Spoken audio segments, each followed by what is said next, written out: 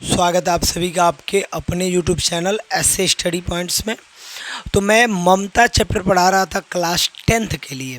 Class 10th का जो important गद्यांश है उसको मैं एकदम आपको आसान भाषा में बता दे रहा हूँ, तो बस आप वीडियो को देख लीजिए, ये पैराग्राफ आपको बिल्कुल समझ में आ जाएगा। ठीक है, तो चलिए देख लीजिए जैसे ये क्या कहा गया है। तो ये क्वेश्चन ही बहुत इंपॉर्टेंट है, 2023 में आया हुआ क्वेश्चन है, 25 में पूरी आने की संभावना है। आप देख सकते हैं मात्र 4 मैं ले रहा हूँ, जैसे कि मित्रता में 4 पैराग्राफ को मैंने पढ़ाया था, ममता में भी 4 पैराग्राफ को मैं पढ़ाने वाला हूँ, जिसमें 2 पैराग्राफ आपने देख लिया है और 2 पैराग्राफ ये है जो मोस्ट इम्पॉर्टेंट है। और मैं आपको ये भी सिखा रहा हूँ कि कैसे लिखा जाता है, पेपर में आप कैसे लिखेंगे। ठीक है, अगर पूरा स्टोरी आप पढ़ लें अच्छे से घर पे तो कोई दिक्कत नहीं होगा, स्टोरी का ही काम है। यहाँ पे कह रहा है मैं ब्राह्मणी हूँ, मुझे तो अपने धर्म अतिथि देवो भव की उपासना का पालन करना चाहिए। मतलब ये जो ममता उसमें लड़की जो चंद्रचूड़ की जो पत्नी पुत्री रहती है, उनका कहना है कि भाई मुझे तो अपने धर्म यानी अतिथि देवो भव मैंने जो अतिथि होते हैं वो भगवान के रूप होते हैं, ठीक है, उसके हिसाब से उपासना मैंने पालन करना चाहिए। लेकिन नहीं, परंतु यहाँ नहीं, सब विधर्मी दया के पात्र नहीं होते हैं, क्योंकि जो राजा आया होता है ममता के पास उसके वही उस लड़की के पिताजी का खून किया होता है। मतलब जो मुग़ल हुमायूं आया होता है उसके पिताजी का खून उसने ही किया होता है। तो इसलिए वो कहती हैं परंतु यह दया तो नहीं है, कर्तव्य करना है तब। मुग़ल अपनी तलवार टेक कर उठ खड़ा हुआ।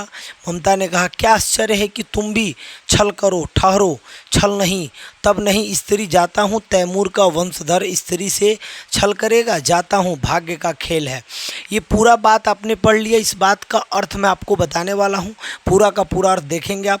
सबसे पहले यहाँ पे विधर्मी एक शब्द आया है कि विधर्मी का क्या मतलब होता है, अपने धर्म के विरुद्ध आचरण करने वाला दूसरे धर्म का, अपने धर्म के विरुद्ध आचरण करने वाला दूसरे धर्म का कोई व्यक्ति है, वो आपके धर्म के विरुद्ध आचरण कर रहा है, उसको हम विधर्मी बोलते हैं। ठीक है, तो ये बात भी क्लियर है। थोड़ा सा इसमें अब बातों को देख लेते हैं, क्या क्या प्रश्न पूछा जाएगा। प्रस्तुत अवतरण के पाठ और लेखक का नाम बताइए। तो मैंने पाठ और लेखक का नाम बता रखा आपको कि ममता पाठ का नाम है और जयशंकर प्रसाद जी इसके क्या है, लेखक हैं। ठीक है, तो अब देखिए उसके बाद से ये आप लिख सकते हैं ख नंबर, ये पहले लिखा गया है। रेखांकित अंश की व्याख्या कीजिए। रेखांकित अंश की व्याख्या मतलब कितना रेखांकित अंश, मैं ब्राह्मणी हूँ, मुझे अपने धर्म अतिथि देव की उपासना का पालन करना चाहिए, परंतु नहीं, यह सब विधर्मी दया के पात्र नहीं होते हैं, परंतु यह दया तो है, कर्तव्य करना है तब।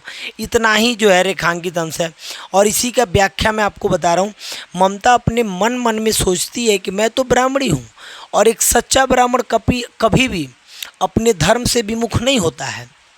मतलब उसका धर्म क्या होता है, मुझे भी अपने अतिथि धर्म का पालन करना चाहिए और इसको विश्राम करने की आज्ञा देनी चाहिए कि बैठ जाओ विश्राम कर लो। ठीक है, क्योंकि वो युद्ध में से लड़के आया होता है और वो थका होता है, तो ये सोचती है मैं तो ब्राह्मणी हूँ। वो भले सोचती है कि हो सकता है ये जो विधर्मी है ये भी दया का पात्र नहीं है, क्योंकि इसने ही मेरे पिताजी का खून किया है। ठीक है, वो सोचती हैं थोड़ी देर के लिए, फिर सोचती हैं कि नहीं मैं तो ब्राह्मणी हूँ, उसने तो जो किया मैं तो अपना काम कर सकती हूँ, मैं तो अतिथि को देव के जैसे मतलब आदर सत्कार कर सकती हूँ। ये सोच रही है कि अतिथि के धर्म का पालन करना चाहिए और इसको विश्राम करने की आज्ञा दें, मन में सोच रही है बात ये। कौन, ममता। ठीक है, अभी देखिए थोड़ा ध्यान दीजिएगा, देनी चाहिए। अगले ही पल उसके मन में विचार आता है कि ना ये तो गड़बड़ा जाएगा, यह तो धर्मभ्रष्ट मुगल है, धर्मभ्रष्ट मुगल है, मुगलों ने ही उसके पिता की हत्या की थी। वो सोचने लगी कि ये भी मुगल ही है और मुगल ने ही हमारे पिताजी की क्या की थी, हत्या की थी। यदि विधर्मी कोई भी और होता तो उसके प्रति दया दिखाकर उसे आश्रय दिया जा सकता था। मतलब और कोई होता तो हम दया के मतलब इधर उधर करके इसको कैसे भी आश्रय दे देते, लेकिन ये जो है क्या पता कहीं मेरे साथ भी छल कर दे, ये बात उन्होंने सोचने लगा। ठीक है, पितृहंता को तो कदापि आश्रय न देना चाहिए, यानी जो पितृ का हत्या किया है उसको तो कदापि आप जो है नहीं देना चाहिए। तभी उसके अंतःकरण में फिर से हलचल मचती है कि मैं तो तो इसके ऊपर कोई भी दया नहीं दिखाऊंगी, वरन अतिथि धर्म का पालन करके अपने कर्तव्य को ही निभाऊंगी। ठीक है, अपने कर्तव्य को ही निभाऊंगी, मतलब उन्होंने दिखाया कि मैं फिर से हलचल मचती है कि इसके ऊपर कोई दया नहीं दिखाऊंगी, वरन अतिथि धर्म का पालन करके अपने कर्तव्य को ही निभाऊंगी। बस इसको अतिथि समझ के यहाँ आश्रय दूंगी और बस उतना ही से इससे मतलब रखूंगी, कोई दया इसके साथ हम दया भेदभाव करने वाली बात नहीं है। ठीक है, अभी देखिए ये बात कंप्लीट हुआ। अभी थोड़ा सा ध्यान दीजिएगा, इसके बाद प्रश्न क्या पूछा जा रहा है। तीसरा प्रश्न क्या है कि क्या आश्चर्य है कि तुम भी छल करो। इस वाक्य में किसने कहा और क्यों कहा, तो क्लियर है इस वाक्य को किसने कहा। क्या आश्चर्य है कि तुम भी छल करो, वाक्य ममता ने मुगल हुमायूं से कहा। जो ममता है वो मुगल हुमायूं से कहती है कि क्या पता तुम भी विधर्मी हो, तुम भी कहीं छल कर सकते हो, क्योंकि उसके पिता की हत्या भी विधर्मी और मुगलों ने ही की थी। वह दोनों ही मुगल वंशियों में कोई भेद नहीं कर सकती थी। वो दोनों, मतलब वो क्लियर बात है कि तुम भी मुगल वाले हो और मुगल के लोग ही मेरे पिताजी का खून किए थे, तो क्या पता कहीं तुम भी मेरे साथ छल ना करो, इसलिए मैं मतलब आश्रय देने में संकोच कर रही थी। ये पूरी बातें हैं और ये पूरी बातें आपकी ये कंडीशन ख़त्म हो जा रही है। आप देख सकते हैं इतना ही आपको लिखना है। जैसे मैं फिर से एक बार थोड़ा यहाँ पे दिखा दूँ कि मैं ब्राह्मणी हूँ, मुझे तो यह अपने धर्म का अतिथि देव का उपासना करना चाहिए, परंतु यहाँ नहीं सब विधर्मी दया के पात्र नहीं होते, परंतु यह दया तो नहीं है, कर्तव्य करना है तब। तो ये बातें आप पढ़ के इस लाइन का आंसर देंगे। और मैं ब्राह्मणी हूँ ये कहाँ से लिया गया, तो ममता चैप्टर है और लेखक का नाम कौन है, जयशंकर प्रसाद जी हैं। ठीक है भाई, तो इतना बस आपको याद रखना है, इतना बस आपको तैयार रखना है और कोई इसमें डाउट होने वाली बात नहीं है। चलिए, तो इसके बाद हम सेकंड पैराग्राफ पे आते हैं। सेकंड पैराग्राफ में क्या है, देखिए जो इम्पोर्टेंट है, जो बार बार पूछा गया है, उस मैं पैराग्राफ को आपको रिपीट करके दे रहा हूँ, आपको मैं बता रहा हूँ। जो भी पैराग्राफ बार बार पूछा गया है उन पैराग्राफों को मैं बताने का प्रयास कर रहा हूँ ताकि आप बिल्कुल जान लें।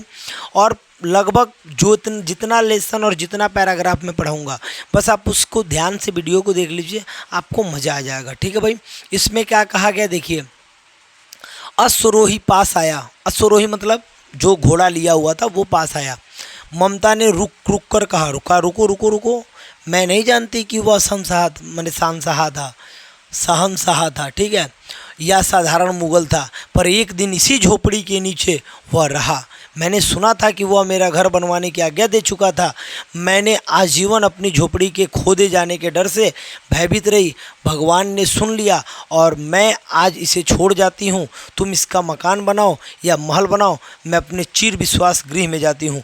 मतलब कहने का मतलब है कि अचानक कुछ लोग आते हैं, घोड़े से उतर के आते हैं। ममता ने कहा रुको, वो जो शहंशाह था वो शहंशाह था कि क्या था मुझे नहीं पता है, वो मुगल था, बस मुझे इतना पता है। मैंने अपने घर में आश्रय दिया था, मुझे इतना पता है। मैं उसके पे दया निभाई थी, इतना पता है। वो मुगल होते हुए भी मैंने उसका मदद किया था, इतना पता है। लेकिन वो क्या था, वो गया था तो कह के गया था कि मैं ये महल, इसको मैंने घर बनवा दूंगा। लेकिन अब ये कहने का कंडीशन है कि अब तुम कब बनवाओगे, जब मैं हट जाऊंगी तब बनवाओगे। ठीक है, अब ये पूरी बात होती है भयभीत, मतलब ये पूरी बात होती है। चलिए, आजीवन का मतलब जीवन भर भयभीत मतलब डरी रही, चिर विश्राम मैंने मृत्यु की गोद में, मैंने चिर विश्राम गृह में। वो कहती ठीक है अब मैं मरने वाली हूँ, जीवन भर मैं डरी थी कि ये मेरे झोपड़ी को महल न बनवा दे।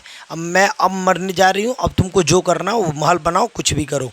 ठीक है, चलिए, तो अब यहाँ पर क्या होता है, यहाँ पर पूरी बात को मैं पढ़ के सुनाने वाला हूँ।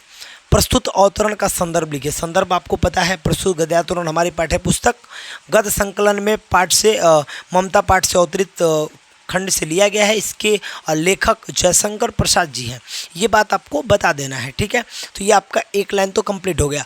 अब रेखांकित अंश की व्याख्या करना है, जो वैसे पूरा ही रेखांकित अंश था, मैंने शॉर्ट में बताया आपको। चलिए, यहाँ पे लॉन्ग में भी आपको बता दे रहा हूँ, समझा दे रहा हूँ कि आपको लिखना क्या है। ठीक है मेरे भाई, वही लिखना है, दूसरा कुछ नहीं। क्या रेखांकित अंश की व्याख्या देखिएगा क्या है। श्री जयशंकर प्रसाद जी कहते हैं, कितना मस्त बात है, हेडिंग डालना है, उसके बाद ये लिख देना है, श्री जयशंकर प्रसाद जी कहते हैं कि, ये बात आपको लिख देना है कि ममता ने अश्वरोही को बुलाकर उससे कहा कि उस व्यक्ति ने मेरे घर का नवनिर्माण कराने का आदेश अपने एक अधीनस्थ को दिया था।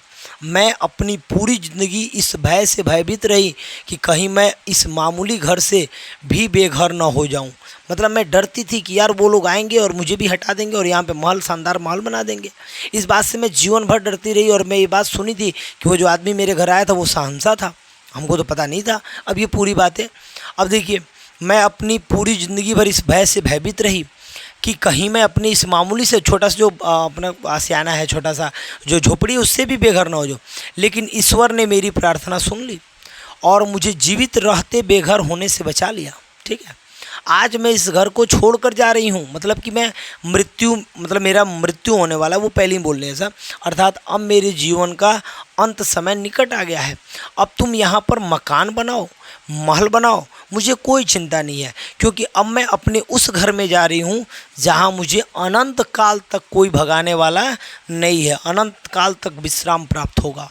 मतलब वो जो है ये बात बताती है कि देखो, जब वो आए थे, मैंने उनको आश्रय दिया था, सब कुछ हुआ था, उसके बाद से मैं वो बोल के गए थे कि यहाँ पे मैं महल बनवाऊँगा, ये करूँगा, तो मैं तब से डरती रही कि मेरे को इस घर से हटा के ये लोग महल बना देंगे, फिर दिक्कत हो जाएगा। लेकिन ठीक है, कोई बात नहीं है, अब तुम जो भी बनाओ, मैं खुद जो है चिर विश्राम के लिए जा रही हूँ, अनंत विश्राम, यानी कि अब मैं जहाँ जा रही हूँ वहाँ पे अनंत काल तक मैं रह सकती हूँ, कोई प्रॉब्लम होने वाला नहीं है। ठीक है, तो मैं जा रही हूँ, मुझे अनंत काल तक विश्राम प्राप्त होगा। अब उसके बाद से क्या होता है, उसके बाद से ये क्वेश्चन आता है कि शहंशाह शब्द किसके लिए प्रयोग किया गया। देखिए, तो प्रस्तुत गद्यांश में शहंशाह शब्द मुगल सल्तनत के बाबर के पुत्र और अकबर के पिता हुमायूं के लिए प्रयोग किया गया है। जो हुमायूं थे, इन्हीं का स्टोरी है, तो वो बाबर के पुत्र थे और अकबर के पिता थे, तो उनके लिए ये शब्द का इस्तेमाल किया गया है। ठीक है, और एक बात कहा गया है कि चिर विश्राम गृह से क्या आशय है। चिर विश्राम मतलब मरना, और एक मर के ऐसे जगह जाना जो अनंत है, वहाँ पे कोई मतलब वहाँ पे बात ही अलग है। चिर विश्राम गृह से आशय है, ऐसे गृह से है जहाँ मनुष्य अनंत समय के लिए विश्राम कर सकता है, अथवा ऐसा गृह जिसका अस्तित्व अंतहीन समय तक बना रहे और जिसमें व्यक्ति अंतहीन समय तक विश्राम भी कर सके। ठीक है, तो ये पूरा का पूरा ये कंडीशन हो जाएगा और ये पूरा का पूरा बात हो गया। तो आप देख सकते हैं कि अश्वारोही वाले में भी आपको अगर जो कोई डाउट होगा तो आप पूछिएगा। 2025 के एग्ज़ाम में आप बैठने वाले हैं और मैं एकदम कह रहा हूँ कि आपको कोई परेशानी होने वाला नहीं है। बस आप वीडियो को देखिए और पहले चैप्टर, दूसरे चैप्टर को पूरा लॉजिक सहित एकदम उतार लीजिए, मन में बैठा लीजिए, दिमाग में बैठा लीजिए। ठीक है भाई, मज़ा आ जाएगा। देख लीजिए, एकदम पास करना आपको। अब यहाँ पे आप देख सकते हैं जयशंकर प्रसाद जी का जीवन परिचय है। तो जयशंकर प्रसाद जी का जीवन परिचय आपको कल वीडियो में मिल जाएगा, तो डेली वीडियो को देखा कीजिए, मज़ा आ जाएगा। Good night.